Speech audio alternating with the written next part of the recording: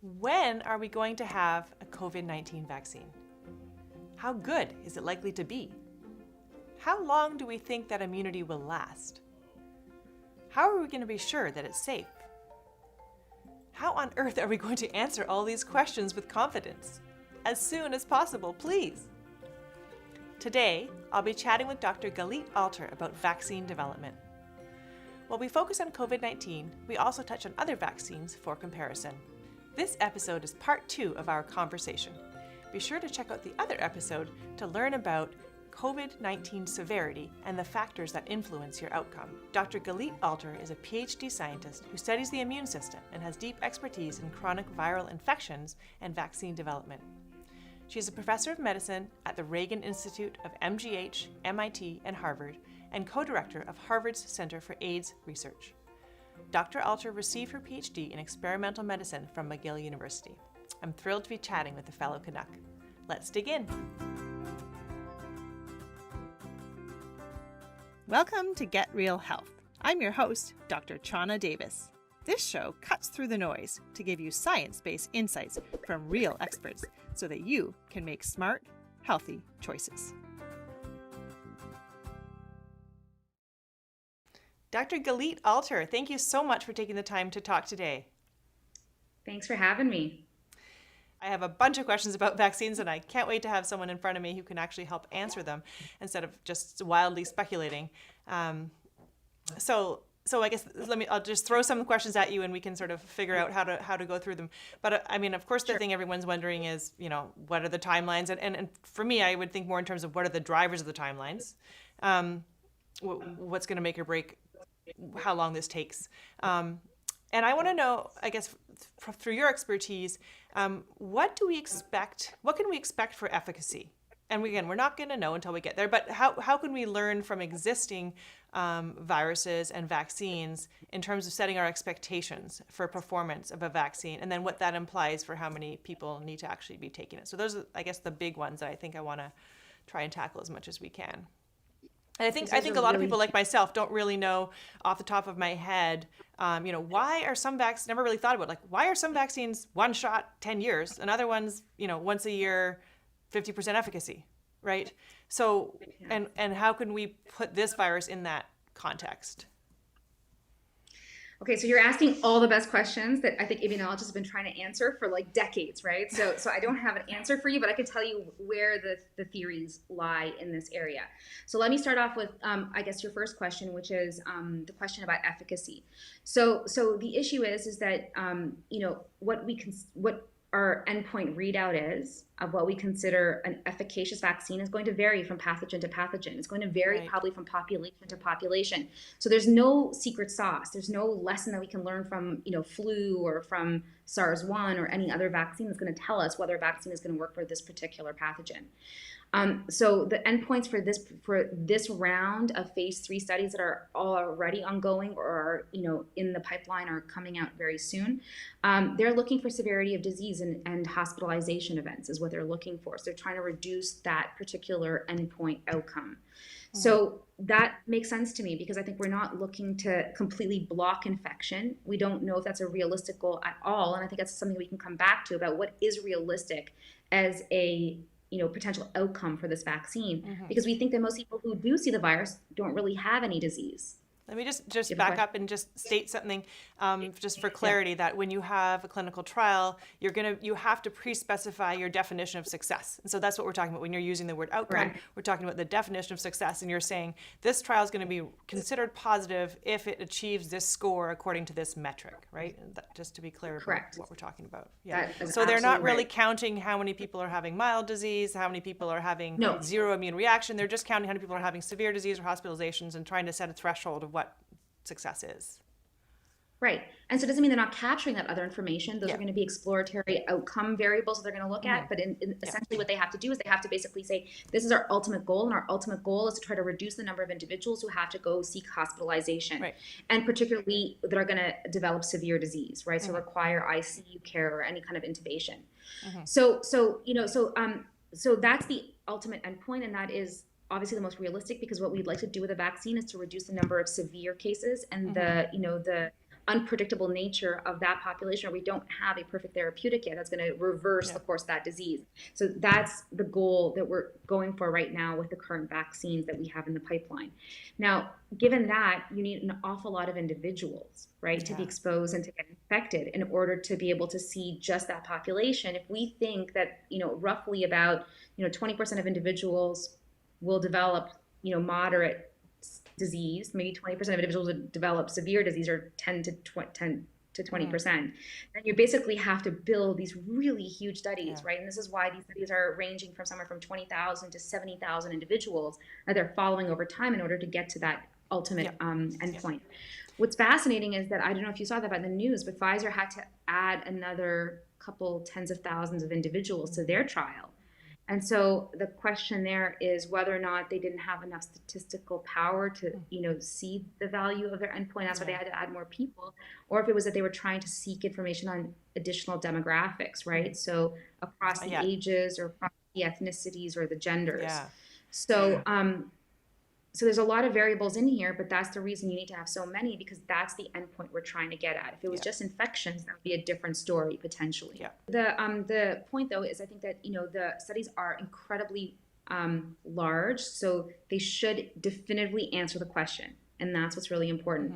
And many of the vaccine companies and many of the vaccine trials are positioning themselves in areas where there is sufficient spread of the virus, that they should have sufficient cases, that they should be able to, number one, potentially offer interventions for those populations that may be more vulnerable. And that's a very positive thing. I think that is something that we have to really commend these groups for making an effort to put these interventions where they may be the most useful even now. But I think secondly, and I think very importantly, I think that what we're going to end up with is we're going to end up with a definitive answer across multiple different vaccine platforms. And so it's going to give us a whole lot of information about how these vaccines work across different populations. And that's going to be really quite exciting for this particular unique time in history, where we've never had so many vaccines tested for a single pathogen simultaneously, right? This is wild, right? When we have flu trials, we have one platform at a time. Now we have, somewhere on the order of like 5 to 8 and like 100 more coming in the pipeline that are all aimed at testing whether or not we can drive effective immunity against this particular virus. Now, question about durability. Should we go to that one? Because that's an interesting question. Okay. So for decades, we have not fully understood why it is that some clinically approved vaccines just give you immunity for life, and others give you immunity for just a few years. But the one thing is clear is that all these vaccines that we take throughout our lifetime, they do have different lifespans in which they drive durability of protection. So that means the length of time that they can actually, provide the level of immunity that is required to prevent that particular infection. What we have begun to learn from doing deep immunological studies on these platforms is that they seem to be triggering different flavors of immunity at the time of vaccination. So, for example, vaccines that include live pathogens. So they're attenuated, but they're actual pathogens like the measles vaccine, the mumps vaccine, the hepatitis A vaccine, and others. These are actual viruses, and they infect our cells. They don't cause disease. They are fully attenuated. But because they cause an infection, they stimulate the immune system in a way that essentially triggers this cascade of signals that essentially establishes immunity for life. Conversely, the vaccines like tetanus, diphtheria, pertussis, these are all just pieces of pathogens. They're just proteins that are part of pathogens. And when we provide these to the immune system sees them as foreign. The immune system develops antibodies to fight those particular foreign proteins, but they don't see it in the context of a pathogen. So they're not getting the signals that are telling them that there is something really bad about this particular protein. They make antibodies, but they don't make them in a way that's going to last for their entire lives. So what we've begun to understand is that the way that we deliver vaccines to the immune system, the kinds of cascades that we induce at the time of vaccination, is probably the most important information that we're giving the immune system on how they should direct immunity and for how long it should direct immunity. Mm-hmm.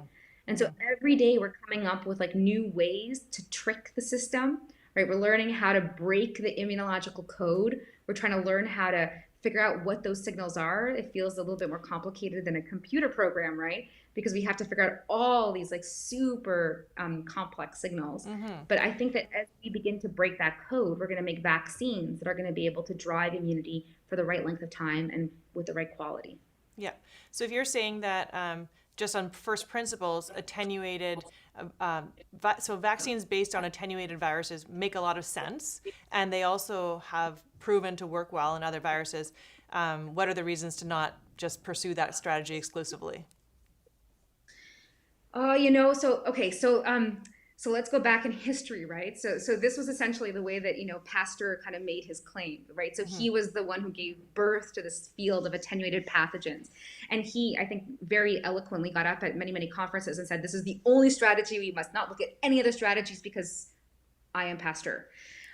The fact is that, I mean, he was very successful and he made lots of vaccines that really have provided long-term protection. The problem is that, to guarantee with 100% confidence that there is zero pathological agents in an attenuated mix is very difficult to provide that guarantee, So right? So just you're not going to put yeah, so safety. safety, exactly, right? So number one. Secondly, right, from lot to lot, those attenuated pathogens will be different.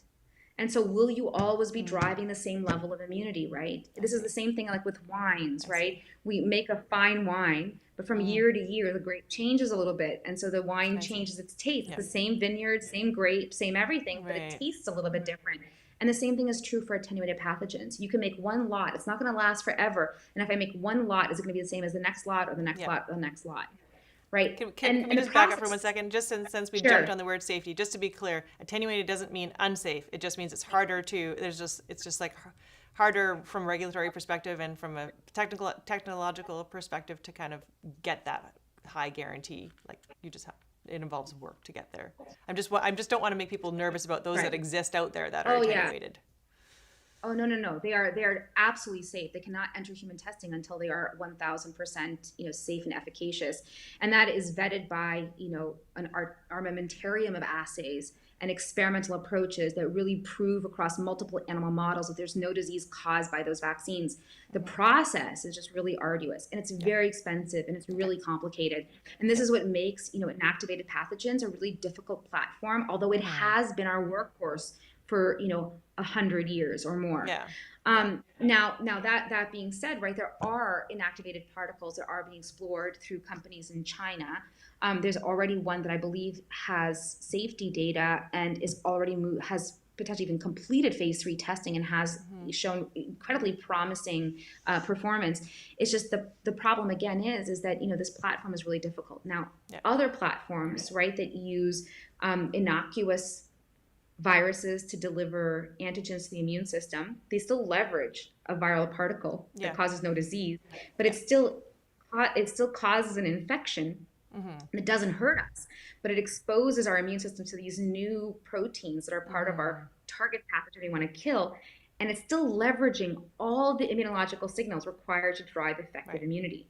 Right. So this is it's like a Trojan horse. We're coming in with something super safe, and now we're essentially using that cargo to basically expose the immune system without causing any risk of disease. Again, there is incredible, intensive investigation to prove that even those platforms are incredibly safe. There's no evidence of disease, not only in human cells, but also in multiple animal models. So we go through extensive testing with all these vaccines because I think that we know that we're never going to put something into humans that's going to cause any kind of risk or any kind of potential disease down the line. Now, the probably some of the cooler platforms that are coming out now are some that are taking advantage of synthetic biology. And so this is kind of getting into this new phase where we can create so many different types of molecules in in the lab. And so these synthetic molecules essentially mimic what we would have in a virus, or we would have, in a cell. And we use these synthetic platforms to try to drive immunity in a potentially safer and higher throughput kind of way. And so one example is these mRNA vaccines, right? So these are these vaccines from Moderna and from Pfizer.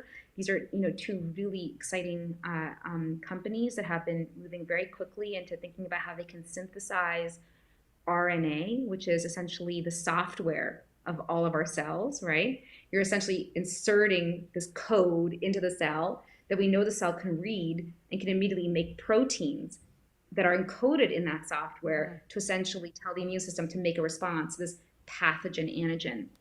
And the neat thing about these particular software pieces is that we can deliver them with different kinds of inflammatory cues. So we can try to mimic what would happen with infection. And so we can try to trigger the right cascades that then drive those long-lived protective immune responses. So I think we're moving slowly towards these synthetic platforms because they're, in some cases, easier to synthesize, and they're also really nimble and really flexible and easy to manipulate, and also very safe. Yeah.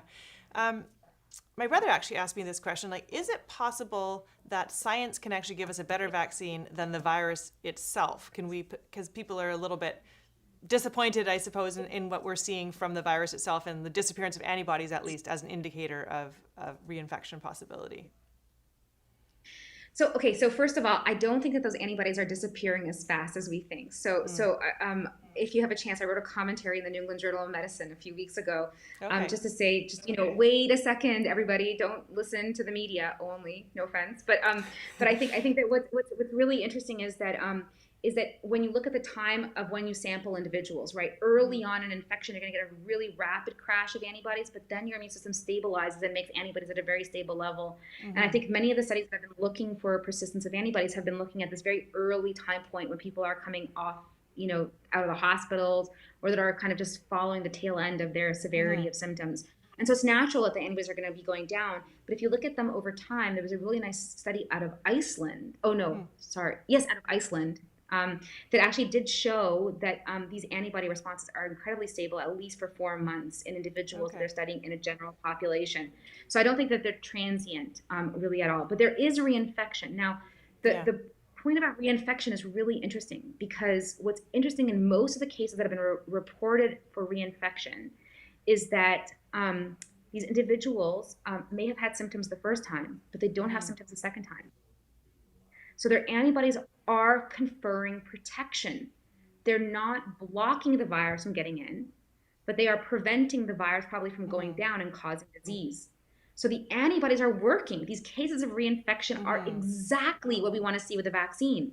I think it's unrealistic to think that a vaccine will, for life, prevent us from getting a little bit of virus, nuclear material in the nose. But it is realistic to expect that these vaccines will essentially stop disease, right? That is the goal. And that is, as we mentioned before, the endpoint of all these clinical trials. They're not looking to prevent virus from getting into the upper respiratory tract. These cases of reinfection are actually evidence that the antibodies are working in these individuals, and they are preventing the disease. And that's exactly what we should expect. So nature is actually telling us that it works. Now, so you're feeling optimistic. Well, I'm always a half glass full kind of person, but that should not change the fact that there is important pieces of information that we always look for to try to think about how we can do better than nature. So the clear thing that is true, and the one thing that bothers me, and I'll be completely honest about this, is what bothers me is when I do profiling of SARS-CoV-2 patients in my lab, we see this enormous heterogeneity in antibody levels across the population. So there are people who have equivalent amounts of symptoms. They have, theoretically the same comorbidities, same age, same everything. And you'll have some people who has like billions of antibodies, and some individuals who have like hundreds. And this why is at the is same time point of infection? Same time point of infection, right? They're super stable at their levels, but their spread is unbelievable. And so why do they have the spread? That is what perplexes me, right? What vaccines can do better, though, I think, is that vaccines will make everyone go to the same level, make everyone go high.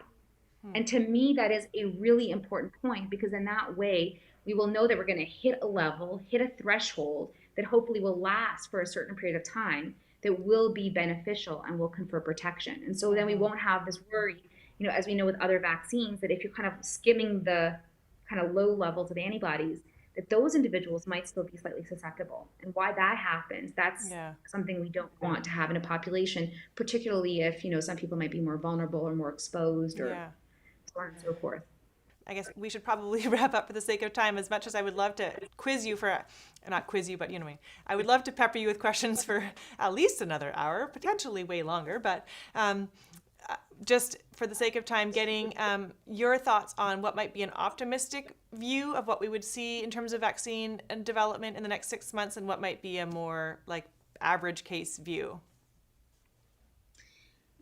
So this is an unusual time, right? Like, this is a time we've never seen anything like this in the vaccine development space, right? So typically it would take us at least 20 years to get even close to a clinical trial, right? And so now we're talking about just a few months until we're in clinical testing. From the time that we had the sequence back in January to the time when the first vaccines, right, Pfizer entered clinical testing sometime in June or July. I mean, that is unbelievable. Talk about world records. There's nothing like that before. Efficacy testing is going to be released probably in the next few weeks. It's not unreasonable to expect that some of the first efficacy data is going to come out, sometime in, late October, early November. And then based on that data, different regulatory boards from different countries around the world can provide emergency use authorization, which I think has been on the news. That emergency use authorization is not permission to use the vaccine at a population or global level. It just essentially provides the regulatory checks and balances that allow us to go and put that into individuals who are at the highest risk, so probably frontline workers, right? So people who are involved in, at high risk jobs like physicians, nurses, EMTs, folks who are, really interacting with the virus every day. It's going to then take a couple more months, probably until we go through full FDA review or other regulatory body review, until we get full approval for these particular vaccines. And the incredible thing about this time point in history is that many of the vaccine companies have made lots of these vaccines at risk. Right? So normally they wait and would manufacture after, if they get approval. Now they've already got all the lots. I mean, it's totally amazing. So these vaccines are being bottled as we speak. They're basically going to be deployed to all the different sites. And then as soon as approvals go through, essentially, it's up to the governments and to the provinces and to the states to decide how they're going to deploy them. And so I believe there's already very active discussions all across, the world about who and how we're going to prioritize the deployment of vaccines. So I don't think it's unrealistic that sometime in Q1 or Q2, we're going to start to see these vaccines roll out. And I would say that, by summer, I think that it will be something that is not an unrealistic reality, to start seeing that there are going to be people vaccinated that are not necessarily only the ones receiving that EUA approved vaccine. Right. So that is, I don't think it's a non-conservative timeline to assume that the vaccines are going to start to roll out at some point in mid-2021. Would the most likely showstopper be safety events? Or if things, what would derail? What do you think are most likely to derail things? I mean, we've seen the safety event issue, right, with AstraZeneca, right? So with the 2 cases of these autoimmune conditions that have popped up in patients with the AstraZeneca trial, vaccine trials have been halted, right? The phase 3s in some places. They have reinitiated them, I believe, in Europe and in Brazil, but I do not think that they have reinitiated them yet in North America. I think that, it is not unusual or unexpected to see some risk of these autoimmune complications following vaccination. This is not what vaccines do. And it is not the vaccine that caused those particular cases. It's not even clear those cases even emerged in vaccinees. They may have emerged in placebos. But I think that the important point that we have to recognize is that autoimmunity events occur. There has been terrible propaganda suggesting that autoimmunity is linked to vaccination, which is, raised fear. Most of those stories have been completely disproven. Right? The association between autism and vaccination has been scientifically completely shown to be absolutely wrong. But because of that, we are extremely vigilant and we're, paying a lot of attention to those safety events. So the AstraZeneca trial has obviously slowed down. With all the others, we've seen zero evidence of any kind of autoimmune events. And as I mentioned before, or any kind of really severe complications. So they're looking really outstanding. And even to that effect, I think the AstraZeneca vaccine looks really outstanding. And until we know whether that autoimmune event was really just some random, activity that occurs in a population level, I think it is unethical to assume that it is caused by the vaccine and the vaccine causes any kind of risk in the population. Yeah, We're I in forget good who. shape. I saw something in the news. I forget who it was quoting, but someone involved in the trial said, this happens all the time. We just don't normally have the whole world watching. Exactly. I mean, autoimmune, I mean, like, it's a really sad thing to say, but, this is the age, right? It's when we're adults that all of a sudden these autoimmune conditions emerge. And when you're being scrutinized, right, in a clinical trial, this is when those events get picked up. And those events that happen to get picked up by a physician watching you every week, Yeah. right? If something pops up, then of course, people automatically want to make the connection that it's due to the vaccine. But Right. it is not necessarily due to the vaccine because we don't know if that person was a placebo. Right. It's just like seeing cancer rates go up when you screen more. It's like, well, you were looking for it, and there you go. Correct. There's not So, but more the cancer. vaccines look Yeah. good. I mean, the side effects look really, they don't look terrible. They look quite moderate and mild. And I mean, and the immune responses are really outstanding. Great. On the any last closing thoughts, any things you want to share, whether it's debunking, something that you hear a lot, or common fears, or just any messages you want to leave people with in terms of, the science of COVID-19 and setting the record straight? Yes, I think my only last thought that I think I wanted to share is that I think that everyone has been in a reactionary position for a very long time, right? We're trying to basically ward off this virus, and we're using RNA testing, and we're using, these strategies to really fight the virus, but we're not taking a very strategic, proactive look at trying to fight this virus. And I think the way to do that is through the immune system and understanding how the immune system counteracts and protects us from disease. I think antibody testing has not been used as effectively as it can be by many populations. And I think that understanding really how individuals resist infection, understanding how the immune system naturally fights the disease, I think that is the key to empowering us to understand how we can evaluate our vaccines better. And by constantly being on the defensive, right, and always thinking only about the RNA testing, that does not give us or empower us with the information that's going to allow us to make the right decisions about how we move forward with the interventions that are going to be the most protective across all populations. So I think my last thought is just, let's stop defending and let's start, fighting. And let's do that through a better understanding of the immune response to this pathogen. I love it. Go immunology. Well, thank you very much for all the work that you do. I also I wanted to quickly plug, I believe you're involved in is it called COVID Explained website? I love it.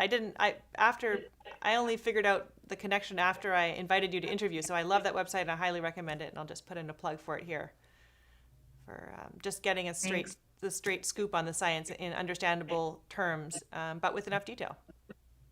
Send us more questions. We'll answer anything you want us to answer. Okay, will do.